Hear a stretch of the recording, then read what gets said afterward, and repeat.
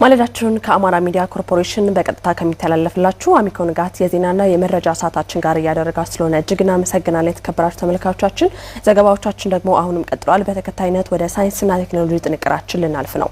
በአካባቢው በሚያገኘው ቁሳቁስ የኤሌክትሪክ ኃይል ማከፋፈያ መስራቱን በምዕራብ ጎጃም ዞን ሰከላ ወረዳ ግሽ አባይ ከተማ ነዋሪ ወጣት አብነው አቻሜለ ተናግሯል።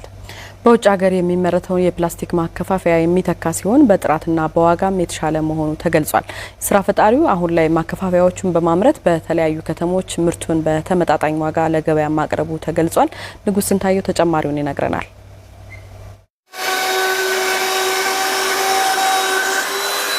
የተወለደው በምዕራብ ጎጃም ዞን ሰከላ ወረዳ ልዩ ቦታው ወንበታ ቀበሌ ነው።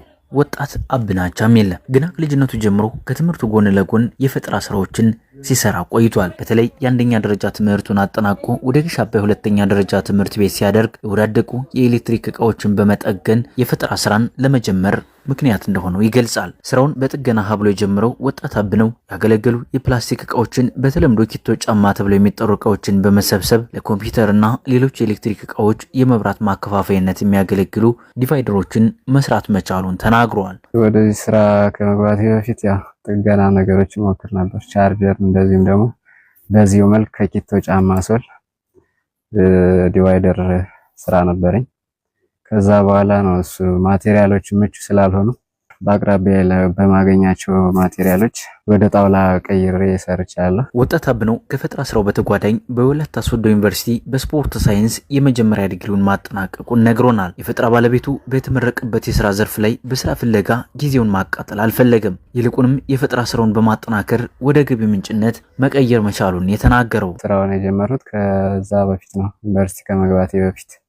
ከዛ መልስ ዩኒቨርሲቲ ጨርሼ ወጥቼ በተለያዩ ምክንያቶች ስራ ብዙም አልነበረም። ስራ ፍለጋም ትንሽ ሞክሬው ነበር፣ ጀምሬም ነበር። ይህን ስራ ብሰራ የተሻለ ነው ብዬ ስላሰብኩኝ ወደዚህ ስራ ገብቻለሁ። አሁን ላይም ከጣውላ ዲቫይደሮችን በማምረትና በማስተዋወቅ ኑሮውን እያሻሻለ እንደሚገኝ አስረድቷል። ስራውን ከጀመረበት ግሽ አባይ ከተማ በተጨማሪ ቴሌሊ፣ ፍኖተ ሰላም፣ ደብረ ማርቆስና ባህር ዳር ከተሞች ደንበኞችን በማፍራት የፈጠራ ውጤቱንም እያቀረበ ነው። የሰራው የጣውላ ዲቫይደር ገበያ ላይ ካሉ የፕላስቲክ ዲቫይደሮች ዋጋቸው በግማሽ የሚቀንሱና 7 ዓመትና ከዚያ በላይ ያለ ብልሽት አገልግሎት መስጠት እንደሚችል አረጋግጧል። እንደ ቴሌሊ፣ እንደ ኮሶር፣ ፍኖተ ሰላም፣ ማርቆስ፣ ባህር ዳር ብዙ ቦታዎች ተረካቢ ያለው ማለት ነው። የዋጋ ልዩነት አንድ ዝቅተኛ ቻይና ዲቫይደር ተብሎ ገበያ ላይ የሚሸጡ ዲቫይደሮች ዝቅተኛ ዋጋ የሚባሉ 650 ወይም እስከ 700 እስከ 800 ያሉ ናቸው።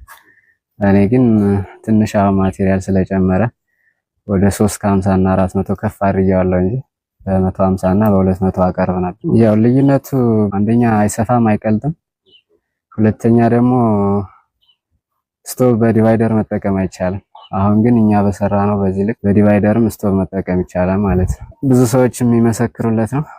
እስከ 7 ዓመት ያለምንም ችግር ተጠቅመውታል። ደንበኞችና የአካባቢው ነዋሪዎች ወጣቱ የፈጠረው ስራ በጥራቱና በዋጋው ከሌሎች የፕላስቲክ ዲቫይደሮች የተሻለ ስለመሆኑም ይመሰክራሉ። እኛም አሁን እየተጠቀምነው ነው። አሁን ቻርጀር ራሱ ሰክተን ምን ብለን ስንጠቀምበት አይላላ ምንም አይልም።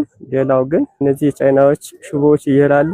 እንደገና ፈተን ምን ብለን አጥብቀን ነው እንት ምንለው። ግን ይሄኛው አንድ ጊዜ ውስጥ ለውስጥ በዋየሮች ነው አያይዞት ያለ። እንኳን በጣም ቆንጆና ቆንጆ አሪፍ የሆነ እቃ ነው። እስከ 7 ዓመት ድረስ የተጠቀምበት ሰው ማውቀዋለ። እኔ እንኳን ከ4 ዓመት በላይ ተጠቅሜያለሁ። እንደዚህ ያለ ደግሞ ፍጥነቱም አሪፍ ነው። የሆነ ነገሩ ብዙ ነገሩ አሪፍ ነው። በሌሎች ዘርፎች ላይ የፈጠራ ስራውን በማስፋት ህብረተሰቡን ተጠቃሚ የሚያደርጉ ስራዎችን ለማቅረብ ማለሙን ስራ ፈጣሪው ጠቁመዋል።